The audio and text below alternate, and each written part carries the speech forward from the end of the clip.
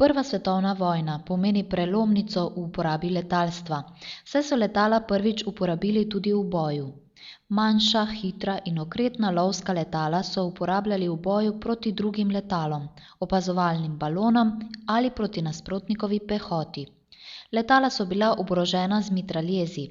Najhitrejša med njimi so dosegala nekaj čez 200 km/h. Izvidniška letala so bila podobna lovskim, namenjena za opazovanje nasprotnikovih položajev. Poleg opazovalne opreme so bila mnoga oborožena z mitraljezi. Bombniška letala so bila večja in počasnejša, a z večjo nosilnostjo. Uporabljali so jih za metanje bomb na nasprotnikove bojne položaje in tudi na strateške cilje v zaledju.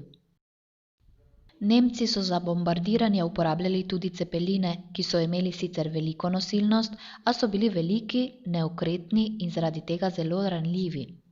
Upoštevati je potrebno dejstvo, da so napadi bombnikov v zaledju povzročili predvsem zmedo in znižanje morale pri nasprotniku, niso pa povzročili veliko dejanske materialne škode ali prizadejali veliko žrtev.